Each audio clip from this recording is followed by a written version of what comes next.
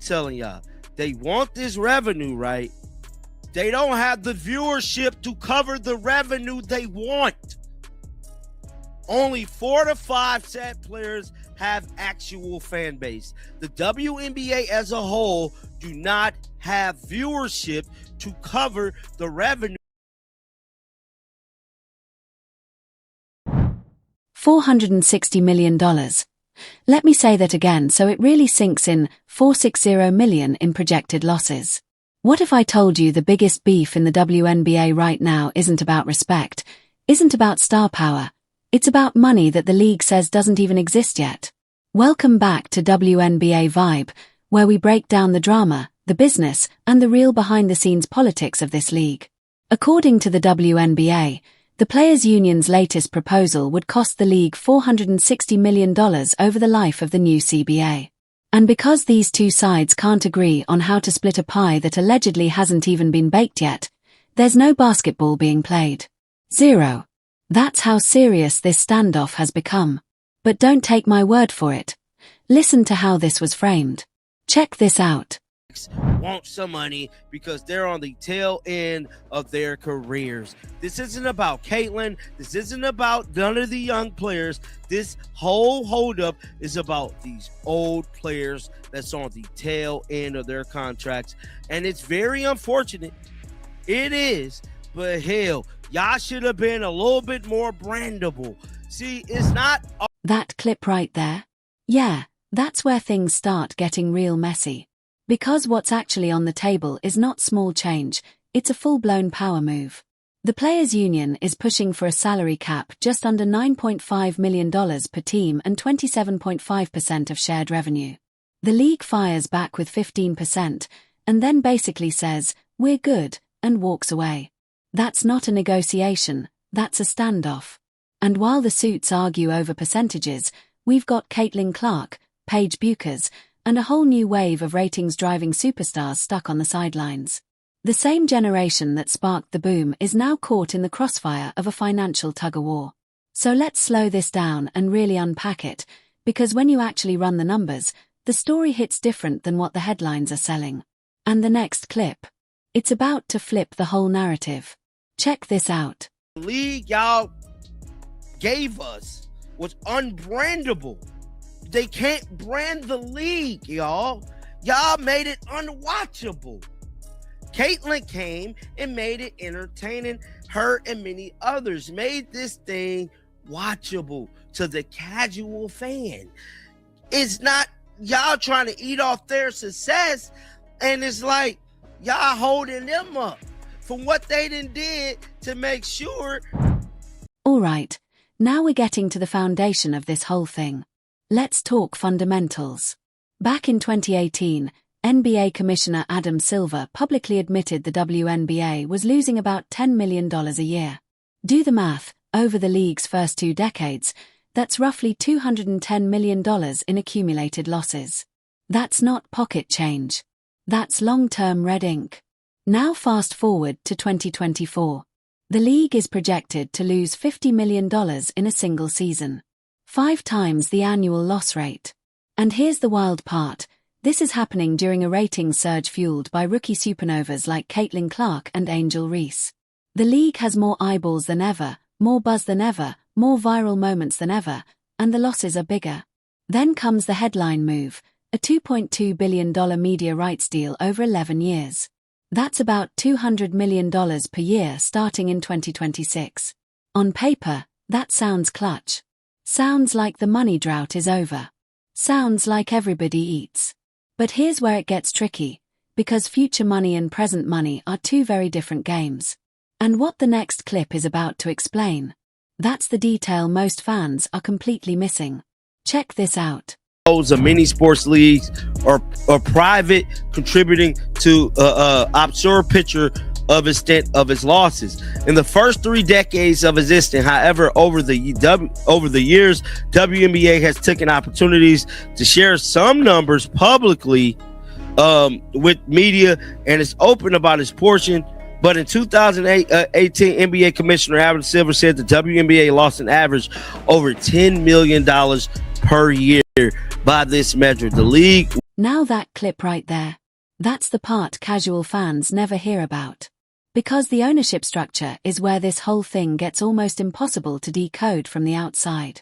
Here's the breakdown. 42% of that new media rights money, it goes into a bucket controlled by NBA owners. Another 16% goes to the new expansion investors who just bought into the league. That leaves just 42% for actual WNBA basketball operations. Do the math with me.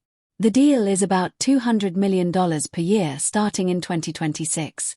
If teams only touch 42% of that, that's roughly $84 million split across 15 franchises. That comes out to around $5.60 to $6 million per team from the biggest revenue source in league history. Now flip to the players' side.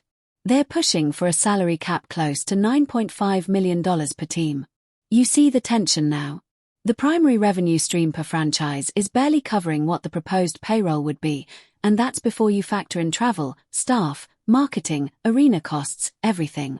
That's not just a gap, that's a canyon. So the real question becomes, is this a cash flow crisis, or is this leverage season? Because what comes next shifts this debate from math to strategy. Watch this. Sports Ventures were awarded the 14th WNBA franchise. So it looked like even adding teams is costing them a bag. Cleveland is getting a team. It goes on to say, this historic expansion is a powerful reflection of our league's extraordinary momentum, the depth of talent across the game, and the surging demands for investments in women's professional sports. WNBA Commissioner Kathy Engberg stated that when the league And this is where the emotion really kicks in. Because let's be honest, this standoff isn't really about the rookies. Caitlin Clark is 22. She's got a decade and a half to stack endorsements, build her empire, and ride the growth wave she helped ignite. Paige Buchers hasn't even been drafted yet. Their window is wide open. But the vets? Different story. Brianna Stewart is 30. Diana Taurasi is 42 and might have just played her final season. Brittany Griner is 34, coming off one of the most traumatic 2-year stretches any athlete has ever endured. These women carried this league when ratings were low, when charter flights weren't a thing, when salaries were nowhere near what male athletes were making. They watched the grind for 20 years. Now the revenue spike is finally here, or at least it's on the horizon, and they're saying, we're not waiting. That's the real tension. It's not young stars versus ownership. It's time versus opportunity. It's veterans looking at the clock and realizing this might be their last shot to cash in on the boom they helped survive long enough to see. And what the next clip reveals. It shows exactly how ownership is thinking about that urgency, and why they're not blinking. Check this out. Just gotta keep it real, man. Now, since front office sports requests the WNBA about how revenue, including the $2.2 billion from the 11-year media rights deal, is shared between its 3 groups of stakeholders, also went unanswered. So it looked like, well, it ain't really none of nobody business how the money getting shared when you think about it, you know. Now it goes on to say, if the entire $200 million were divided equally between the 15 teams without paying 42% to bucket control. Now that right there. That's where this whole thing turns from complicated to straight up bitter. Because follow the expansion money. Golden State cut a check reportedly close to $100 million for a franchise. Cleveland just secured a team. Toronto is coming. Portland is coming. Since 2023, the league has pulled in nearly $1 billion in expansion fees. That's real cash. Not projected. Not future TV money. Upfront checks. But here's the twist, according to Front Office Sports, those expansion fees are not classified as shared revenue. Meaning the players don't get a slice. That money goes directly to ownership. So let's line this up. Ownership collects close to $1 billion in expansion fees. At the same time, the league argues that giving players 27.5% of shared revenue would create $460 million in projected losses over the life of the CBA. You don't have to pick a side to see the optics are brutal. From the player's perspective, it feels like the pie keeps getting bigger, but their slice is still being calculated on a different formula. And this next clip. It shows how the players themselves are framing that exact frustration, and why this negotiation is getting more public, more emotional, and way more savage by the day. Watch this. NBA franchise will get roughly $13 million per year from the media's rights deal alone. If the WNBA owners were to receive just 42% of the media rights deal, that would be $84 million per year, or $5.6 million to each of the 15 teams. Now, it goes on to say, because of this converter ownership structure and because of the way the revenue are divided, the income statements of the teams are meaningless, Knowles. That clip was wild, right? Because now we're hitting the cold, hard numbers. The elephant in the room. Viewership. Plain and simple, the numbers don't fully back the salary demands, at least not yet. Right now, it's a superstar-driven league. 4 or 5 players have national fan bases that actually move the needle. Caitlin Clark. She averaged 1.8 million viewers per game in her rookie season. Angel Reese. She's a ratings magnet too. Paige Buchers. She will be when she hits the floor. But strip away those stars, and the average WNBA game numbers tell a different story. In 2024, regular season games averaged around 400,000 viewers. That's a huge jump from past years, no doubt, but put that next to the NBA's 1.6 million average and the gap becomes glaring. Here's the crunch. The players are basically asking for NBA-level revenue sharing, without NBA-level viewership. And right now, the math doesn't quite add up. But what comes next? That's where strategy, leverage, and long-term vision start to clash in the most savage way. Check this out. 68% of it is taken off the table. Stakeholders, one league source says this is just a coincidence.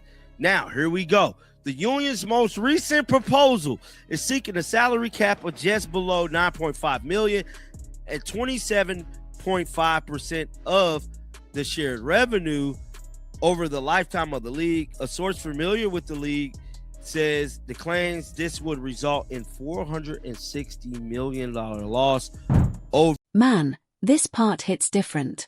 Because here's the kicker, the league finally has momentum. Caitlin Clark isn't just a player, she's a phenomenon. She brought casual fans, she sparked controversy, she pulled eyeballs like nobody else. The 2024 season. The most watched in WNBA history. Attendance up everywhere. Merchandise flying off shelves. This was the breakthrough moment the league had been chasing since '97. And now, we might not even get a 2025 season because the people who didn't build this momentum want their payday yesterday. Don't get me wrong, the veterans deserve every dollar. But the timing. Catastrophic. You finally have an audience, and the risk is losing them over CBA fight. And the next clip. It's going to show just how deep this divide goes and why the league and players are both digging in harder than ever. Watch this. Catastrophic. That means to tell me that they're not finna get a deal done. Wherever the case may be, $460 million loss. I keep saying this. They have to make it make sense. They should have took the 15 and the 400-some thousand and went on about their business and gave us some damn basketball. We're not getting basketball because of all of this, and that's the unfortunate situation about it all. Guys, get down in the comment section. Let me know y'all thoughts about this one, man. Make sure y'all keep them bells on. I will be back with more content throughout the day. And like always, man, shake the day. Whoa. That last clip just laid it all on the line. Let's break it down, because the stakes couldn't be higher. Number 2025 season. First, Caitlin Clark loses her entire sophomore year, the year to cement her superstar status. She'll head overseas, make 10 times her WNBA salary, and casual fans back home will forget she exists for a whole year. Second, Paige Buchers' rookie debut is delayed. The hype, the momentum, her earning potential, all put on hold. Third, casual fans who just discovered the WNBA in 2024? They'll move on. Sports attention spans are short, and if there's no basketball, they're gone. Fourth, you validate every single criticism the league has faced for decades. that women's sports can't sustain themselves financially, that one breakout season doesn't fix structural issues, that the WNBA isn't viable. That kind of damage. Permanent. The Players' Union is betting the league won't let that happen, that owners will cave because the cost of no season is too high. But here's the wild part. What if they're wrong? What if the league looks at that $460 million loss projection and says, not worth it? Leverage only works when both sides have something to lose. Players. Everything. No games, no salary, no exposure, no career growth. Owners. They've been in the red for 27 years. One more year of losses might just be a cost of keeping the league solvent in the long run. And let's be honest, 27.5% of revenue sounds reasonable, until you see what the revenue actually is. The $200 million media deal? Only $84 million makes it to team operations after the NBA and investors take their cut. Ticket sales, merchandise, sponsorships. We don't even have transparent numbers there. The league says the union's proposal would create $460 million in losses over the life of the deal. That's existential. That's the kind of number that scares investors and could make franchises fold. So who's being unreasonable?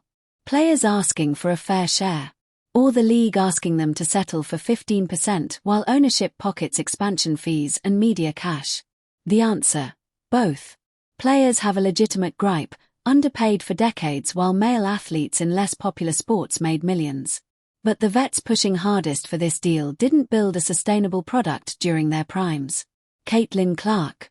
She moved the needle in one season.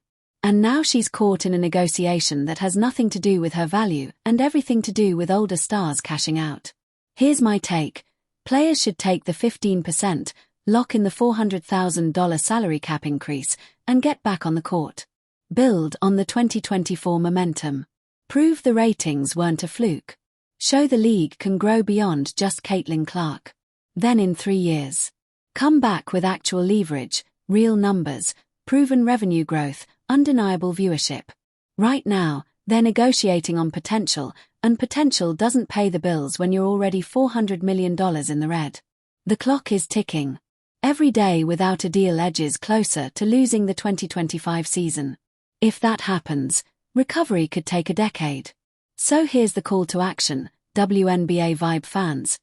Who blinks first? Drop your prediction in the comments, and don't hold back. Tell me why I'm wrong if you think I am. Hit subscribe, because we're just getting started breaking down the real story behind the league's biggest crisis yet.